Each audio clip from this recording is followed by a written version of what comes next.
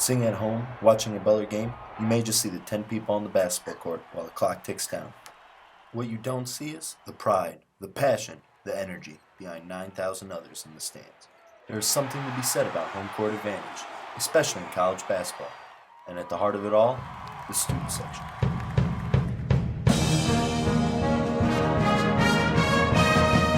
You're sitting, 15 feet away from some of these players, so when you're talking to them, they can hear you and they'll respond to you. And there's been a few times where, a player's walked into the student section to, get in your face and say something to you. So I think it's just the kind of like the closest you get to the game. It's not just like you're watching it on TV again. It's like you're in the action, you're part of it. Experience that college students bring because you go to class with these people, like you know them, you have an attachment to them with like the story, you know their background. So I think it brings a connection amongst all the fans.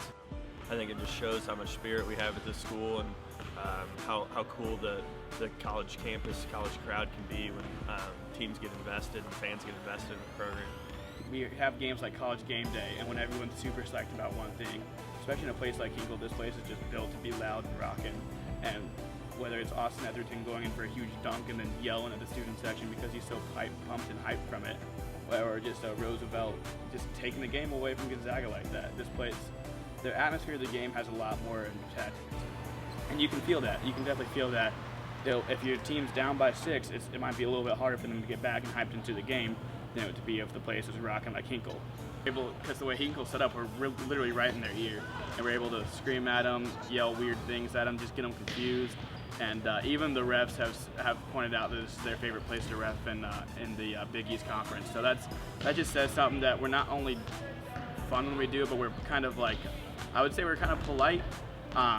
We are crazy, we're obnoxious, and we're really out there, but we never say anything that's too offensive. We never degrade someone too heavily. Usually I just say random things or invite people over for pizza after the game, and just kind of get in their head a little bit. Kind of, if I can take someone's head off the game for a second and just get them thinking, what that kid just say to me, but him not be upset about it, then I would say I've done the best I could do. Student sections are there for the highest of highs and the lowest of lows. They will say or do anything to help their team get a win. Student section's main job is to cheer for your own team. Let them know that you're behind them and that you're supporting them. I think, put a little extra pep in your step if you're a player. I think that helps as well. But again, the aspect of, talking trash, getting into the opponent's head. You can't tell me if you're 15 feet away from a guy and, he hears you, that's not going to get into your head. You look at statistics, there's definitely a correlation between playing at home and playing on the road. You go to a road game, no one wants to make it comfortable. You want to make it an uncomfortable situation. No one says, oh man, I really love playing on the road. Like, no, playing on the road is tough. It's because student sections are really tough and they can be really mean. Dawg Pound is not the only student section that likes to make their opponent feel the heat. The Dogs face many other passionate fan bases on the road. Seton Hall has the dancing lobsters. They have like 4 or 5 guys underneath the basket in the lobster suits. Which I think is pretty funny. It's pretty distracting too. But like other schools, they have different like signs and like they try to have different objects, try to get your attention. But I would say the dancing lobsters is by far the best distraction I've seen. Yeah, it's insane. It's kind of funny because the crowd, starts before the game even starts. They meet us out there for shoot around an hour before the game, and they're letting us know about, they don't like our short size or our shoes or last year's model or, everything you can think of.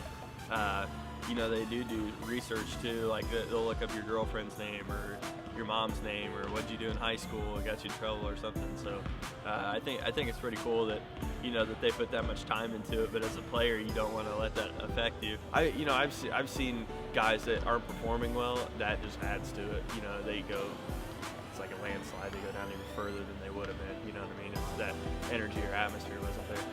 Every set of home fans has something unique about them. But with the Butler Dawg Pound, there seems to be a distinct difference from the rest.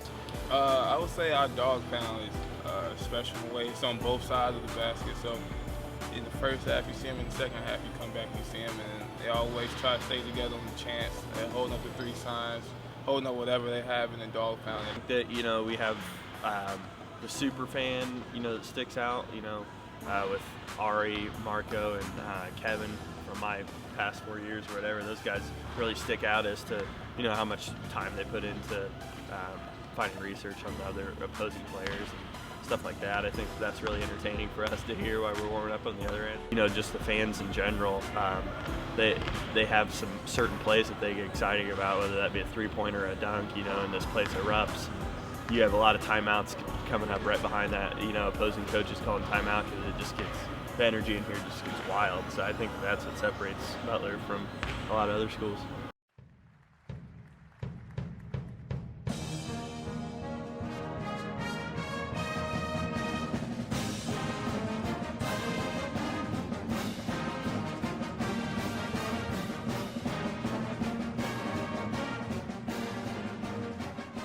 We play like one of those big name schools.